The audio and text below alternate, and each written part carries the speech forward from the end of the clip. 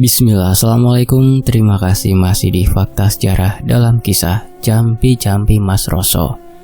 Jawa Tengah tahun 1980-an. Suroso atau yang akrab disapa Mas Roso pernah melakukan tindakan paling bodoh dalam hidupnya. Menyerahkan nasibnya kepada kekuatan gaib dengan bantuan seorang dukun sakti. Ia menanam jampi-jampi dalam organ tubuhnya, menjadikannya manusia yang nyaris tak terkalahkan. Jampi itu memberikan segala apa yang diinginkan, seperti tender proyek mengalir deras, dagangan mobil bekasnya laris manis, dan wanita manapun yang ia inginkan takluk dalam genggamannya. Hidupnya berjalan mulus, penuh kenikmatan duniawi, hingga usia menua dan tubuhnya mulai memberontak. Kini di usia senjanya, Mas Roso merasa ada yang tidak beres. Mimpi buruk menghantuinya, suara bisikan dari alam tak kasat mata terus menggema, tubuhnya terasa panas, seperti terbakar dari dalam. Satu persatu keberuntungan yang dulu ia nikmati berubah menjadi malapetaka. Mobilnya tak laku, bisnisnya runtuh, dan wanita-wanita yang dulu ia kuasai kini membawa dendam yang tak kasat mata. Dalam keputusasaan, Mas Roso mencari seorang kiai sepuh di Jawa Tengah untuk melepas jampi-jampi yang telah tertanam di tubuhnya selama puluhan tahun. Tapi apa yang menantinya bukan sekedar doa dan air suci, melainkan serangkaian ritual berat. Pertempuran melawan makhluk-makhluk yang telah lama bersemayam dalam tubuhnya, dan satu pertanyaan mengerikan. Bisakah Mas Roso benar-benar bebas atau sudah terlambat baginya untuk menebus dosa? Ini dia selengkapnya di Fakta Sejarah.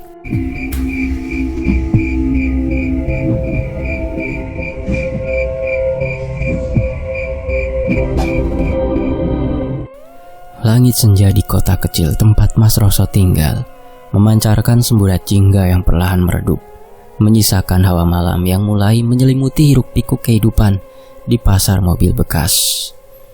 Mas Roso duduk di kursi plastik butut di depan showroom kecilnya, menghisap rokok kretek dalam-dalam sambil menatap mobil-mobil yang berjejer rapi, namun tak kunjung laku. Ia menghela nafas panjang. Usahanya semakin seret. Beberapa bulan terakhir, hanya ada 1-2 unit yang terjual. Itu pun setelah nego yang sangat melelahkan. Sementara itu saingan-saingannya seperti Sugeng dan Pak Broto terus menerus mendapat pelanggan baru. Beberapa kali ia melihat mereka melakukan transaksi besar, sedangkan ia hanya bisa menonton dengan iri. "Kenapa ya Gusti? Rezeki kok seret begini?" gumamnya, membuang abu rokok ke lantai tanah yang sedikit becek akibat gerimis sore tadi. Hingga akhirnya suatu malam, di sebuah warung kopi di pinggiran kota, ia bertemu dengan seseorang yang mengubah hidupnya. Seorang pria tua yang dipanggil Mbah Samin. Warung kopi itu tidak terlalu besar, hanya sebuah gubuk sederhana yang diterangi lampu bohlam redup.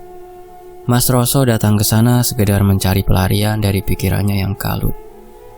Ia memesan kopi hitam pekat dan duduk di pojokan, memperhatikan para lelaki yang asyik mengobrol soal politik, bisnis, dan kehidupan.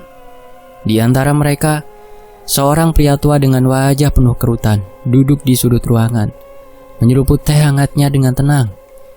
Tatapan matanya tajam, seolah mampu menembus pikiran orang yang ada di depannya. "Sampean lagi punya pikiran kusut yo." Suara serak pria tua itu tiba-tiba menyapa Mas Roso. Mas Roso menoleh, sedikit terkejut. "Iya mbah." "Kok sampean tahu mbah?" Pria tua itu terkekeh pelan. "Aku sudah lihat banyak orang seperti sampean. Bisnis seret, usaha stagnan, saingan makin maju." Mas Roso semakin tertarik. "Jenengan niku siapa toh mbah?" "Aku Mbah Samin. Dulu juga pernah jualan, tapi sekarang sudah lebih fokus ke hal-hal yang lebih spiritual," katanya. Mbah Samin menatapnya dalam-dalam membuat Mas Roso merasa ada sesuatu yang aneh. "Kalau sampean mau, ada cara biar rezeki jenengan lancar. Mobil laku terus, uang ngalir deras, ucap Mbah Samin lirih, nyaris berbisik. Mas Roso memiringkan badannya ke depan, penasaran. Coronipun pripun Mbah? Gimana Mbah caranya? Tapi sebelum aku kasih tahu, sampean harus siap dengan konsekuensinya. Tidak ada sesuatu di dunia ini yang bisa didapatkan tanpa pengorbanan, kata Mbah Samin. Mas Roso ragu sejenak, namun bayangan dirinya hidup dalam kelimpahan mengalahkan semua ketakutannya. Apapun itu Mbah, aku siap, katanya mantap. Beberapa hari setelah pertemuan itu, Mas Roso datang ke rumah Mbah Samin di sebuah desa terpencil yang jaraknya sekitar 1 jam dari kotanya. Rumah itu tampak tua dan suram, dengan halaman yang dipenuhi pohon-pohon besar yang menjulang tinggi, menciptakan suasana mistis. Di dalam rumah, aroma dupa menyengat menusuk hidung. Lampu minyak menjadi satu-satunya sumber penerangan, menambah kesan angker. Mbah Samin sudah menunggu di ruangan tengah. Di hadapannya ada sesajen, kepala ayam hitam, kemenyan, dan kendi berisi cairan merah pekat. Mas Roso menelan ludah. Ada sesuatu di dalam hatinya yang membuatnya ragu, tapi ia sudah terlanjur berada di sini. Mbah Samin mulai merapalkan mantra dengan suara yang dalam, hampir seperti geraman. Mas Roso diminta melepas bajunya dan duduk bersila. Sampean harus menerima campi-campi ini dalam tubuh sampean sendiri, kata Mbah Samin. Tangan Mbah Samin mengambil sesuatu dari kendi. Sepotong kecil daging berwarna gelap yang baunya aneh. Apa ini Mbah? Tanya Mas Roso dengan was-was. Inilah jampi-jampi yang akan menanamkan aura pengasihan dan rezeki pada tubuhmu. Ini akan menyatu dengan organ dalammu, jawab Mbah Samin. Dan tanpa banyak bertanya, Mas Roso menerima potongan itu dan memasukkannya ke mulut. Begitu menyentuh lidahnya, rasa amis, pahit, menyebar, membuatnya hampir muntah. Namun Mbah Samin segera menekan pundaknya dan membisikkan mantra ke telinganya. Sekarang biarkan jampi ini bekerja, kata Mbah Samin. Dan tiba-tiba tubuh Mas Roso terasa panas, seperti ada sesuatu yang bergerak di dalam tubuhnya, menjalar ke seluruh aliran darahnya. Keringat dingin mengucur deras dari dahinya. Matanya berkunang-kunang dan telinganya mulai berdengung. Ia ingin berteriak, tapi suaranya seperti tertahan di tenggorokan. Seketika semuanya menjadi gelap. Ketika Mas Roso terbangun, langit sudah mulai terang. Ia merasa tubuhnya lebih ringan, lebih segar, dan ada sesuatu dalam dirinya yang berubah. Ia kembali ke kota dengan hati penuh harapan. Dan benar saja, beberapa hari kemudian showroomnya mulai ramai. Pelanggan datang silih berganti. Bahkan orang-orang yang dulu tak pernah melirik mobil bekasnya, kini mendatanginya dengan antusias. Setiap kali ia berbicara dengan seseorang, mereka seolah langsung percaya dan setuju dengan harga yang ia tawarkan. Tak hanya itu, para wanita juga mulai meliriknya. Dalam beberapa minggu, ada beberapa wanita yang mendekatinya, bahkan beberapa istri orang kaya yang tiba-tiba tertarik padanya. Mas Roso tersenyum puas. Ia merasa telah menemukan kunci kesuksesan. Namun di balik semua itu, ia tak menyadari bahwa sesuatu yang lebih gelap tengah mengintai. Pagi itu, Mas Roso bangun dengan perasaan aneh. Tubuhnya terasa lebih segar, pikirannya lebih ringan, dan yang paling mencolok adalah sorot matanya yang kini terasa lebih tajam dan meyakinkan. Seakan-akan ada aura baru yang menyelimutinya. Saat ia tiba di showroom, ia terkejut melihat ada 3 pelanggan yang sudah menunggunya. Biasanya butuh usaha ekstra untuk meyakinkan pembeli agar tertarik dengan mobil bekasnya. Namun hari ini berbeda. Saya suka mobil ini mas, gak usah nego, langsung tak bayar, ujar seorang pria berkemeja batik dengan nada antusias. Mas Roso hampir tak percaya dengan apa yang baru saja terjadi. 1 unit mobil terjual hanya dalam hitungan menit, tanpa perlu basa-basi, panjang, atau tawar-menawar yang melelahkan. Hari itu, 3 mobil laku terjual. Hari berikutnya, jumlahnya bertambah. Seminggu kemudian, showroomnya yang dulunya sepi mendadak menjadi tempat yang ramai dikunjungi orang. Keberuntungan seperti datang begitu saja. Setiap kali ia berbicara, kata-katanya terdengar lebih meyakinkan, lebih berwibawa. Setiap pelanggan yang datang pulang dengan membawa mobil dan senyum puas. Mas Roso mulai menikmati perubahan ini. Ia merasa tak perlu lagi bekerja keras. Uang mengalir deras. Dalam waktu 1 bulan, ia mampu membeli tanah di pinggir jalan utama dan berencana membuka showroom yang lebih besar. Ia mulai percaya, jampi-jampi Mbah Samin benar-benar bekerja. Namun, bukan hanya bisnisnya yang berkembang pesat, sesuatu yang lain juga berubah dalam dirinya. Daya tariknya terhadap wanita. Sebelumnya, ia bukan pria yang tampan atau karismatik. Penampilannya biasa saja, bahkan cenderung lusuh dengan kemeja lengan pendek dan celana kain yang warnanya mulai pudar. Tapi sekarang, setiap wanita yang melihatnya seperti terhipnotis. Awalnya, ia menganggapnya sebagai kebetulan. Namun saat seorang istri pejabat datang ke showroom, berpura-pura mencari mobil untuk suaminya, lalu mengajak Mas Roso makan malam dan berakhir di kamar hotel, check-in. Ia mulai mengerti bahwa ini bukan sekedar keberuntungan biasa. Dalam hitungan minggu, ia memiliki lebih dari 1 wanita. Dari gadis muda, istri orang, hingga janda kaya. Mereka datang dengan sendirinya, menawarkan diri tanpa Mas Roso perlu berusaha. Apa ini juga karena jampi-jampi Mbah Samin ya? Gumamnya suatu malam ketika seorang wanita muda tengah tertidur di sampingnya. Ia merasa bagaikan raja dalam kehidupannya. Uang melimpah, wanita mengelilinginya. Namun di balik semua kemewahan ini, sesuatu yang gelap mulai menghantui. Malam itu Mas Roso tidur lebih awal setelah seharian bertransaksi dan menghabiskan waktu dengan seorang wanita di hotel. Tubuhnya terasa lelah. Namun dalam tidurnya, ia mendapati dirinya berada di tempat yang gelap, sunyi, dan berbau anyir. Di depannya berdiri sosok besar dengan mata merah menyala. Tubuhnya bersisik seperti ular dan kakinya tak menyentuh tanah. Suara itu bergema di seluruh tempat. Saatnya kau memberikan persembahan untukku. Mas Roso terbangun dengan nafas memburu. Jantungnya berdegup kencang, keringat dingin membasahi punggungnya. Ia melirik jam dinding, pukul 3 dini hari.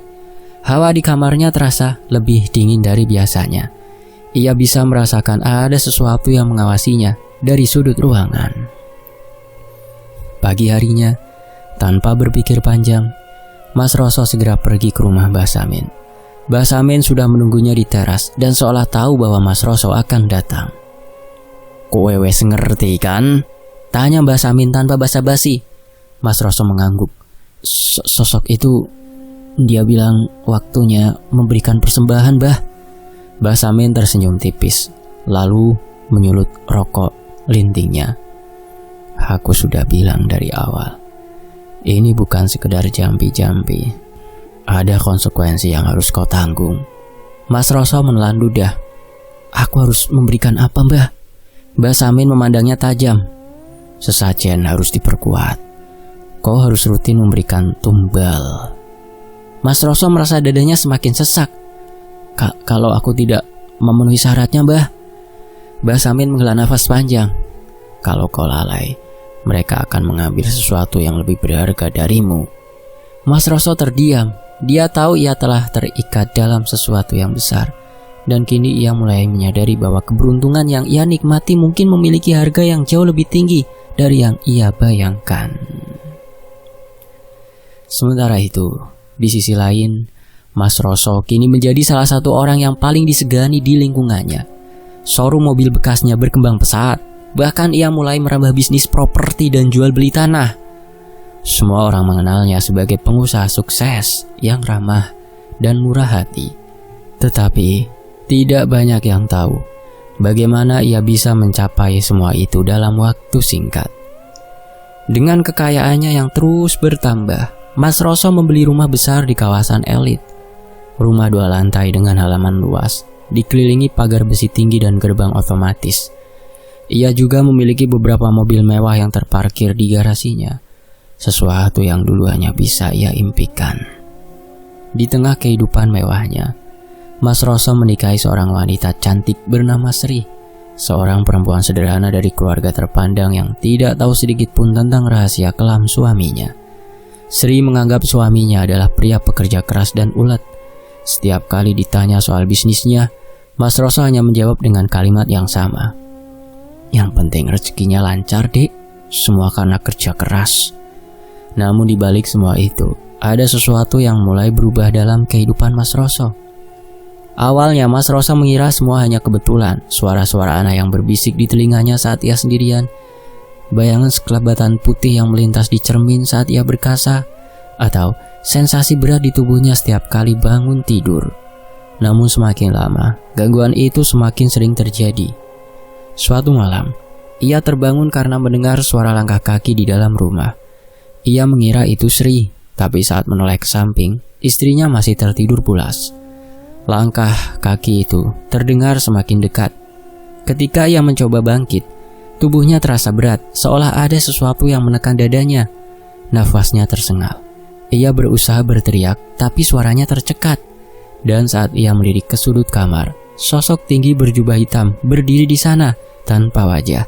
Hanya 2 bola mata merah yang menyala. Mas Roso ingin berteriak, tapi tubuhnya masih terkunci. Sosok itu mendekat dan suara berat terdengar menggema di kepalanya. Jangan lupakan janjimu. Tiba-tiba tubuhnya bisa bergerak lagi dan sosok itu menghilang seketika. Mas Roso terduduk, nafasnya terengah-engah. Keringat dingin membasahi tubuhnya. Ia menatap Sri yang masih tertidur, tidak menyadari apa yang baru saja terjadi. Sejak malam itu, ia mulai sulit tidur. Mas Roso berusaha mengabaikan gangguan-gangguan itu dan tetap menjalani hidupnya seperti biasa. Ia semakin fokus pada bisnis dan menghabiskan waktunya dengan menikmati uang yang mengalir deras. Namun, sesuatu yang aneh mulai terjadi. Pak Darto, seorang pedagang mobil bekas yang dulu sering bersaing dengannya, mendadak jatuh miskin. Showroomnya sepi, satu persatu mobilnya terjual dengan harga murah, hingga akhirnya usahanya gulung tikar. Suatu hari Pak Darto mendatangi showroom Mas Roso, wajahnya penuh amarah. Kau pakai cara apa, Roso? Kok tiba-tiba bisnisku hancur, semuanya lari kepadamu konsumenku, sementara kau malah makin sukses seperti ini. Mas Roso hanya tersenyum tipis. Itu sudah rezeki toh, aku juga tidak tahu kenapa bisa begini, Pak Darto. Pak Darto mendengus marah, lalu pergi tanpa berkata apa-apa lagi. Beberapa minggu kemudian, Mas Roso mendengar kabar kalau Pak Darto jatuh sakit. Tidak ada yang tahu penyakitnya apa, tetapi tubuhnya semakin kurus dan lemah, hingga akhirnya Pak Darto meninggal dalam kondisi mengenaskan. Wajahnya menghitam seperti terbakar dari dalam. Mas Roso mulai merasa ada sesuatu yang tidak beres, dan kejadian itu bukan satu-satunya. Seorang wanita yang pernah ia permainkan hanya ditiduri saja, Rina, seorang janda muda yang dulu jatuh cinta padanya, ditemukan juga tewas bunuh diri di dalam rumahnya. Orang-orang bilang Rina depresi karena ditinggalkan oleh kekasih gelapnya. Mas Roso tahu betul siapa yang dimaksud.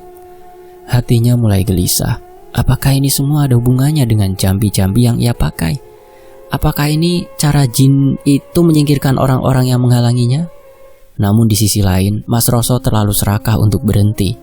Bisnisnya masih berkembang, uangnya semakin banyak, dan ia masih menikmati kekuatan yang dimilikinya. Ia tahu, ada sesembahan yang harus dia berikan kepada jin penunggu jambi-jambi tersebut. Tapi ia masih belum ngeh, tidak peduli. Bertahun-tahun berlalu sejak Mas Roso pertama kali melakukan perjanjian dengan Mbah Samin. Kehidupannya masih berjalan mulus. Bisnisnya berkembang dan kini ia telah memiliki seorang anak laki-laki bernama Bayu. Sri, istrinya, semakin mencurigai banyak hal dalam rumah tangga mereka. Ia bukan perempuan bodoh. Semakin lama, ia semakin sadar ada banyak rahasia yang disembunyikan Mas Roso. Mulai dari kebiasaan suaminya yang sering keluar tengah malam, berbicara sendiri di kamar kerja, hingga kebiasaannya membawa sesajian ke tempat yang tidak diketahui. Namun Sri memilih diam. Ia berpikir mungkin ini hanya kebiasaan Mas Roso sebagai orang yang sibuk bekerja. Namun ketika Bayu mulai sering sakit-sakitan tanpa sebab yang jelas, Sri mulai tidak bisa tinggal diam lagi. Sejak masih bayi, Bayu sering demam tinggi tanpa alasan medis yang jelas. Setiap kali dibawa ke dokter, hasilnya selalu normal. Namun tubuh anak itu sering menggigil dan menangis tanpa sebab, terutama saat malam hari. Tiap malam Bayu rewel, Mas. Dia nangis terus kayak ketakutan, kata Sri suatu malam ketika Mas Roso baru pulang. Mas Roso hanya mengusap kepala anaknya sekilas dan berkata, "Cah cilik ya memang begitu, nanti juga diam sendiri dan sembuh." Tapi Sri tahu, ini bukan sekedar penyakit biasa. Suatu malam ia mendengar Bayu berbicara sendiri di kamarnya. "Mama, Om hitam itu lagi di sini, Ma." Suara Bayu lirih. Tangannya menunjuk sudut kamar yang gelap. Sri merinding. Tidak ada siapa-siapa di sudut kamar. Tetapi hawa dingin tiba-tiba menyelimuti ruangan. Sejak malam itu Bayu semakin sering menangis tanpa sebab. Setiap kali ia tidur, tubuhnya selalu mengeluarkan keringat dingin.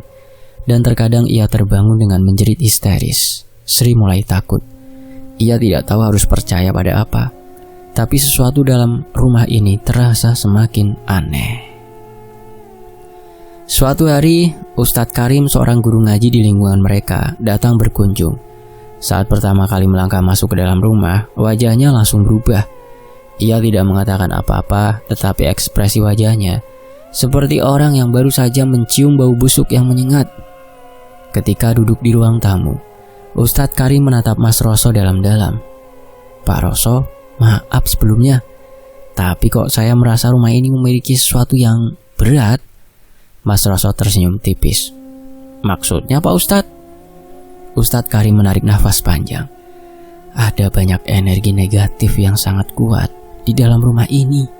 Saya tidak tahu, tapi saya merasakannya dengan jelas." Sri menatap Mas Roso, berharap suaminya mau terbuka. Namun Mas Roso hanya tertawa kecil. Pak Ustadz, mungkin perasaan sampean saja. Lawang rumah ini baik-baik saja kok. Saya yang nempatinya juga adem ayem." Ustadz Karim menatapnya lebih lama, tetapi akhirnya ia mengangguk. "Saya hanya ingin mengingatkan Pak Roso, jika ada sesuatu yang mengganggu, jangan ragu untuk mencari perlindungan kepada Allah." Setelah itu Ustadz Karim pamit. Namun perasaan tidak nyaman masih menyelimuti Sri. Ia merasa seolah-olah ada sesuatu yang mengawasi mereka setiap saat.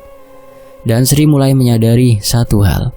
Setiap kali Mas Roso pulang dari perjalanan bisnisnya, rumah ini terasa lebih berat dan lebih dingin daripada biasanya. Mas Roso mulai mengalami mimpi-mimpi buruk yang semakin intens. Dalam tidurnya kali ini ia melihat sesosok makhluk hitam besar dengan mata merah menyala berdiri di tengah kamar. Makhluk itu tidak pernah berbicara dengan suara manusia, tetapi bisikan kasar yang bergema di dalam kepalanya. "Persembahkan terus apa yang aku inginkan, penuhi itu, maka kau akan mendapatkan semua yang kau inginkan, dan kau akan tetap dalam keadaan kaya seperti ini terus." Kadang-kadang ia melihat dirinya sendiri di dalam mimpi, duduk bersimpu di depan sesajen, sementara makhluk itu berdiri di belakangnya. Ia selalu terbangun dengan nafas terengah-engah dan keringat membasahi tubuhnya.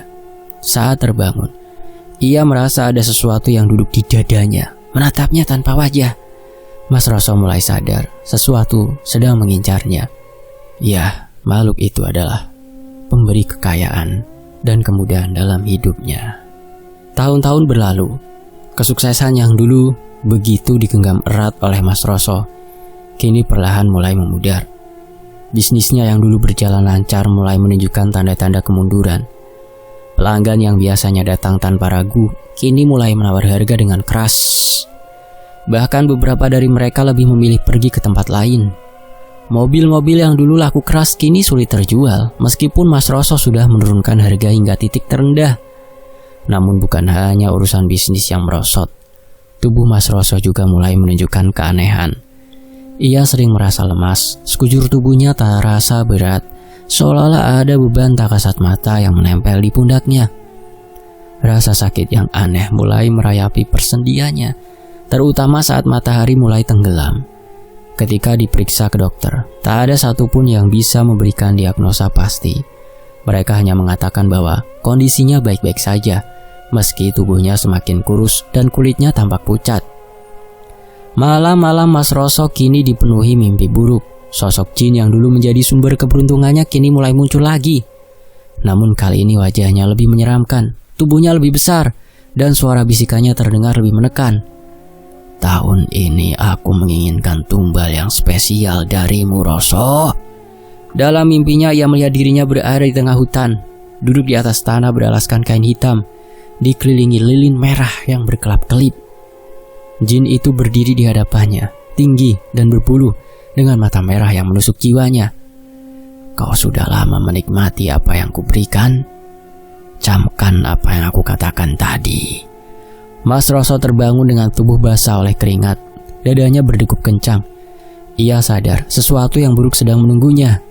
Dalam kepanikannya, Mas Roso mencoba menghubungi Mbah Samin lagi, orang yang telah memperkenalkannya pada dunia ini. Namun yang ia dapatkan hanyalah kabar buruk. Mbah Samin sudah meninggal dunia beberapa bulan lalu. Tak ada yang tahu pasti penyebab kematiannya. Tapi desas-desus yang beredar mengatakan bahwa tubuhnya membusuk secara misterius sebelum menghembuskan nafas terakhirnya. Mas Roso kehilangan pegangan. Ia mulai panik. Tanpa Mbah Samin, kepada siapa ia harus meminta perlindungan? Ia mencoba mencari dukun lain, mendatangi orang-orang pintar yang katanya bisa membantunya keluar dari masalah ini. Namun, setiap kali ia datang, jawaban mereka selalu samar. Sampean sudah terlalu dalam, tidak bisa mundur tanpa resiko yang besar. Ia mulai merasa terjebak di dalam jalan yang dulu ia pilih dengan penuh keserakahan. Dan kini, ia mulai menyadari bahwa sebentar lagi makhluk itu akan menuntut sesuatu yang lebih-lebih berharga dari kehidupannya. Hari berganti hari, Mas Roso tak lagi bisa mengabaikan keanehan yang terjadi pada tubuhnya. Rasa sakit yang awalnya hanya seperti pegel biasa, kini semakin menjadi-jadi. Namun yang paling mengerikan adalah sensasi sesuatu yang bergerak di dalam tubuhnya. Terkadang, ia merasa ada yang merayap di bawah kulit perutnya. Sesuatu yang melata, menggeliat seperti seekor ular yang terjebak dalam tubuhnya. Ia bahkan pernah melihat perutnya sedikit mengembung dan bergerak sendiri, seolah ada makhluk yang sedang berusaha keluar. Saat ia mencoba menyentuhnya, rasa sakitnya begitu menusuk hingga hampir pingsan. Ia ingin menjerit, tetapi yang keluar dari mulutnya hanyalah nafas terengah-engah. Sri dan Bayu yang awalnya masih bersabar dengan perubahan sikap Mas Roso, kini mulai merasa takut. Mas Roso semakin mudah marah. Ia bisa tiba-tiba membanting gelas, memaki-maki tanpa alasan, bahkan pernah mendorong Sri hingga jatuh hanya karena pertanyaan sepele. Matanya semakin sering terlihat kosong, seperti sedang memikirkan sesuatu yang tidak dapat dimengerti oleh orang lain. Malam hari, Sri sering mendengar suaminya mengikau dalam tidur. Suara yang keluar dari mulutnya bukan suara manusia biasa. Kadang terdengar seperti bisikan rendah, kadang seperti geraman binatang buas. Sri mulai merasa suaminya bukan lagi Mas Roso yang dulu. Ia mulai menjaga jarak, melindungi Bayu yang kini semakin ketakutan setiap kali berada di dekat bapaknya. Malam-malam Mas Roso berubah menjadi neraka. Ketukan di jendela datang setiap malam. Selalu tepat pukul 1 dini hari. Awalnya pelan, tetapi lama-lama semakin keras. Seolah ada yang mencoba masuk ke dalam rumah. Ketika Mas Roso memberanikan diri untuk mengintip, tidak ada siapa-siapa di luar. Namun, bayangan hitam selalu tampak berdiri di pojok kamar, memperhatikannya dengan mata merah yang menyala seperti bara api. Terkadang, terdengar suara tawa perempuan, suara yang ia kenali sebagai salah satu wanita yang pernah ia permainkan dulu, wanita yang bunuh diri setelah ia campakkan.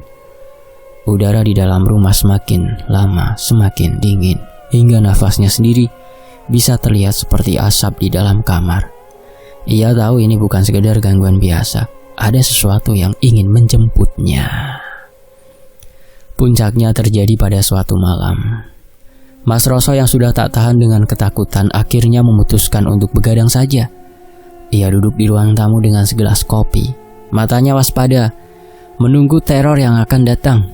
Namun tiba-tiba, tubuhnya bergetar hebat. Ia kehilangan kendali atas tubuhnya. Tangannya menegang, otot-ototnya kaku. Lalu ia terjatuh ke lantai dan mulai kejang-kejang. Dari matanya yang membelalak, ia melihat sesuatu yang selama ini hanya bisa ia rasakan. Sosoknya tinggi lebih besar dari manusia biasa, dengan wajah yang nyaris tak terlihat kecuali dua mata merah yang menatapnya tajam dan sebuah tanduk di kepalanya yang melengkung ke bawah. Suara berat bergema di kepalanya. Sudah saatnya kau ikut denganku. Dan setelah itu Mas Roso kehilangan kesadaran. Ketika ia terbangun, Sri dan Bayu sudah tidak ada di rumah. Sri menulis sebuah pesan di dalam surat di meja makan. Aku dan Bayu di rumah orang tuaku, jangan cari kami. Mas Roso mengerti. Ia tahu Sri tidak akan pernah kembali jika ia tidak melakukan sesuatu. Dalam kepanikan dan ketakutan, ia teringat satu nama, Kiai Wibowo, seorang kiai sepuh yang tinggal di pesantren terpencil. Dengan tubuh yang masih lemas, ia segera mengendarai mobilnya menuju pesantren di pelosok desa, berharap ada seseorang yang bisa menyelamatkannya sebelum semuanya terlambat. Mas Roso tiba di pesantren Kiai Wibowo dalam keadaan lusuh dan ketakutan. Matanya cekung, tubuhnya lemah, dan wajahnya penuh kelelahan. Ia hampir tidak tidur selama berhari-hari karena dihantui sosok hitam yang terus membayangi. Setelah menunggu beberapa jam, akhirnya ia diperbolehkan bertemu dengan Kiai Wibowo. Seorang pria sepuh dengan sorban putih dan jubah sederhana. Tatapan matanya tajam, seolah bisa menembus ke dalam hati orang yang berdiri di hadapannya. Mas Roso langsung berlutut memohon, "Tolong saya, Kiai, saya sudah tidak tahan." Namun Kiai Wibowo tidak langsung memberi solusi. Ia menghela nafas panjang sebelum berkata dengan suara berat, "Aku tidak bisa membantumu jika kau sendiri belum ingin berubah. Kesalahan yang telah kau buat tidak bisa dihapus hanya dengan ritual. Kau harus bertobat lebih dulu." Mas Roso terdiam. Ini bukan jawaban yang ia harapkan. Apa maksudnya, Kiai? Saya sudah datang jauh-jauh. Kau harus membersihkan hatimu, menjalani puasa, mendirikan sholat tobat, sholat malam, sholat sunnah lainnya, dan terutama sholat wajibnya. Kau sudah lama meninggalkan ibadah. Kini kau harus kembali. Jin yang mengikatmu tidak akan pergi jika kau masih bergantung pada duniamu. Mas Roso terpaksa menerima syarat itu. Ia tidak punya pilihan. Hari pertama puasa terasa seperti siksaan. Tubuhnya lemah, kepalanya pening, dan ia terus merasa lapar dan haus. Setiap kali ia berusaha tidur, mimpi buruk datang. Sosok hitam itu terus berbisik di telinganya, "Jangan dengarkan orang tua itu. Kau tidak akan bisa lari dariku." Pada malam harinya, Kiai Wibowo meminta Mas Roso mendirikan sholat malam. Tubuhnya terasa berat saat hendak berdiri. Kepalanya berdenyut, dan saat ia mengangkat tangan untuk takbir, bayangan hitam muncul di belakangnya, mencengkram pundaknya. Mas Roso jatuh terduduk, keringat dingin mengucur deras. Namun suara Kiai Wibowo terdengar tegas, "Bangkit, jangan biarkan dia menang. Bacalah ayat suci dengan hatimu." Dengan gemetar, Mas Roso kembali berdiri dan mencoba melanjutkan sholatnya. Suaranya bergetar saat membaca surah Al-Fatihah. Tapi semakin ia lanjutkan, tubuhnya mulai terasa lebih ringan. Malam itu ia bisa tidur tanpa gangguan untuk pertama kalinya dalam beberapa bulan terakhir. 3 hari kemudian, setelah menjalani puasa dan sholat malam berturut-turut dengan tertatih-tatih, Kiai Wibowo memutuskan untuk melakukan ritual pelepasan. Masjid tempat ritual dilakukan adalah masjid tua di tengah pesantren. Suasananya sunyi, dan di masjid itu terdapat energi yang sangat luar biasa dahsyat. Di situ hanya diterangi lampu redup dan bau kayu tua yang lembab. Mas Roso duduk di tengah ruangan, dikelilingi beberapa santri yang membawa air doa. Kiai Wibowo mulai membaca ayat suci dengan lantang. Saat bacaan dimulai, Mas Roso tiba-tiba merasa dadanya sesak. Tengkuknya terasa panas dan suara bisikan mulai memenuhi kepalanya. "Hentikan, kau akan menyesal." Namun Kiai Wibowo tidak berhenti. Ayat demi ayat terus mengalun, memenuhi ruangan dengan gema yang menyesakkan. Tiba-tiba, Mas Roso muntah darah hitam. Cairan kental dan busuk itu mengalir dari mulutnya, dan gumpalan daging yang pernah ia telan saat ia melakukan ritual dengan Basamin. Ia berteriak kesakitan. Tubuhnya menggeliat seperti orang kesurupan. Santri yang melihatnya bergidik ngeri, tetapi mereka tetap melanjutkan doa. Sebuah bayangan hitam tiba-tiba muncul di belakang Mas Roso. Bentuknya semakin jelas, tinggi besar, dengan mata merah yang kini menatap penuh amarah. Sosok itu mencoba meraih tubuh Mas Roso, tetapi tiba-tiba Kiai Wibowo menyiramnya dengan air doa. Seketika bayangan itu menjerit keras sebelum menghilang dalam kilatan asap hitam. Mas Roso terkapar, nafasnya tersengal-sengal. Kiai Wibowo menatapnya dengan serius. "Sebagian sudah lepas, tapi kau belum sepenuhnya bebas. Ini baru permulaan." Mas Roso menelan ludah. Jika ini baru permulaan, ia tidak bisa membayangkan seperti apa perjuangan yang harus ia hadapi selanjutnya. Di sisi lain, Mas Roso terduduk di teras pesantren dengan tatapan kosong. Tubuhnya terasa jauh lebih lemah dari sebelumnya. Ia masih hidup, tapi tidak lagi seperti dulu. Dulu keberuntungan selalu berpihak padanya. Uang mengalir deras, usaha berkembang pesat, dan apapun yang ia inginkan seolah datang dengan sendirinya. Tapi kini, semuanya menghilang dalam sekejap. Sejak ritual pelepasan di Kiai Sepuh Wibowo, ia merasa seperti manusia yang benar-benar kosong. Tak ada lagi bisikan dalam kepalanya. Tak ada lagi energi aneh yang menyelimuti tubuhnya. Ia hanya Mas Roso, seorang lelaki biasa. Di depannya Kiai Wibowo duduk sambil menatap langit senja. "Kau selamat, Roso," kata Kiai pelan. Tapi selamat bukan berarti bebas dari konsekuensi. Mas Roso hanya mengangguk. Ia sudah tahu itu sejak awal. Saat pertama kali kembali ke rumah, Sri dan Bayu menyambutnya, tapi bukan dengan pelukan hangat atau air mata bahagia. Ada kebengkuan di antara mereka. Sri tersenyum, tapi senyum itu lebih terasa seperti senyum seorang wanita yang sudah terlalu lelah menangis. Bayu memanggilnya, "Bapak," tapi ada nada asing dalam suaranya, seolah ia masih berusaha menerima kenyataan bahwa bapaknya bukan lagi sosok yang dulu ia kenal. Di ruang tamu, Mas Roso menatap rumahnya yang kini terasa begitu asing. Tak ada lagi kemewahan, tak ada lagi kejayaan. Beberapa barang berharga telah dijual untuk bertahan hidup selama ia pergi. Rumahnya bukan lagi tempat yang dulu ia banggakan. Namun yang paling menyakitkan adalah sesuatu yang tak bisa dilihat dengan mata. Sri dan Bayu menerimanya kembali, tapi hubungan mereka tidak akan pernah sama. Mereka kini lebih seperti orang asing yang berusaha bertahan dalam satu atap. Setelah berbulan-bulan mencoba bertahan di dunia yang tak lagi mengenalinya, Mas Roso akhirnya mengambil keputusan. Ia meninggalkan rumah, bukan karena menyerah, tapi karena ingin mencari jalan untuk menebus kesalahannya. Kiai Wibowo menerimanya di pesantren kecil di pinggiran desa. Di sana Mas Roso menghabiskan hari-harinya dengan beribadah, belajar agama, dan membantu santri-santri muda yang baru datang. Namun dalam setiap doa yang ia panjatkan, ia tahu ada sesuatu yang masih mengganjal. Apa benar jin itu telah pergi? Kadang di tengah malam ia terbangun dengan keringat dingin. Di sudut matanya ia masih bisa merasakan tatapan itu. Tatapan merah menyala dalam gelap. Kadang saat ia berjalan sendirian di halaman pesantren, ia bisa mendengar bisikan lirih dari angin malam. Hatinya bergetar. Ia menengadahkan tangan, memohon perlindungan dari Tuhan. Namun di lubuk hatinya yang paling dalam ia tahu, karma yang telah ia lakukan di masa dulu pasti akan membuahkan sesuatu yang tidak disenanginya di kemudian hari. Dan Mas Roso siap menerimanya sebagai akibat dari ulah kebodohannya karena telah menyerahkan nasibnya kepada jin.